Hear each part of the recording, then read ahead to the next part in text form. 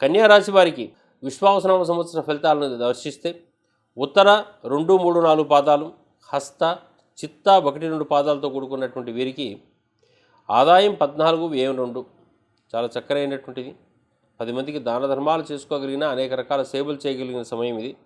అదేవిధంగా రాజపూజ్యము, అవమానం సమానం 6 కనపడుతుంటుంది. గురుగ్రహము ఈ సంవత్సరము నవమ భావం మొదట్లో కనపడుతుంది.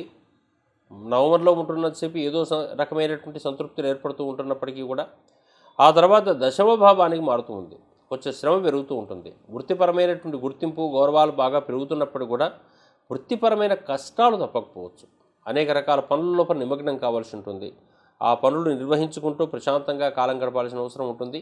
ఈ సంవత్సరం అంతా శ్రేయోదాయకమైనప్పటికీ కూడా తప్పనిసరిగా ప్రమోషన్సు, గుర్తింపు, గౌరవాలు శ్రమతో సాధించాల్సిన అవసరం ఉందని గుర్తుపెట్టుకుంటూ ఉండాలి. ఈ సంవత్సరం కన్యారాశి వారికి శని సప్తమ స్థానం లోపల కనపడుతూ ఉండటం వల్ల భాగస్వామ్య అనుబంధాల విషయం లోపల కొంత ఒత్తిడి ఏర్పడే అవకాశం ఉంటుంది. కొత్త వ్యాపార భాగస్వామ్యాల విషయంలో కొంత జాగ్రత్తలు తీసుకుంటూ ఉండాలి. అనవసరమైన పరిచయాలు, అనవసరమైన వ్యవహారాల లోపల తలదూర్చవద్దు. ప్రశాంతంగా కాలం గడపండి. రాహు కూడా ప్రస్తుతం ఈ మే 14 వరకు భాగస్వామ్య అనుబంధాల స్థానంలోనే ఉన్నాడు.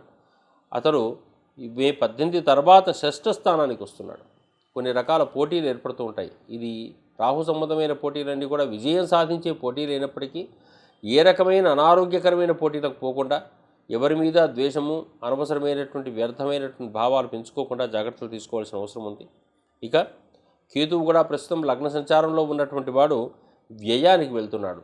దీనివల్ల కొంత అనవసరమైనటువంటి వ్యర్థమైనటువంటి ఖర్చులు పెరిగే అవకాశం ఉంటుంది.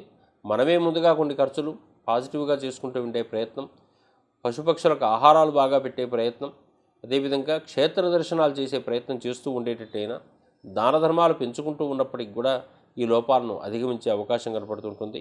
ఏదేమైనా గురుగ్రహం ఈసారి శ్రమతో విజయాన్ని సాధిస్తే శని వల్ల కొంతవరకు ఇబ్బంది పడే అవకాశం ఉంటుంది, కేతు వల్ల ఇబ్బంది పడే అవకాశం ఉంటుంది. కాబట్టి ఈ రాశి వారికి అందరికీ కూడా హనుమత్ ప్రదక్షిణ, అదేవిధంగా శివకేశవ ఉపాసన, దాంతోపాటు గణపతికి సంబంధించిన ప్రార్థనలు ప్రతిరోజు చేసుకుంటూ ఆ లోపాలన్నింటినీ నివారించుకోవలసినదిగా సూచన చేయడం జరుగుతుంది.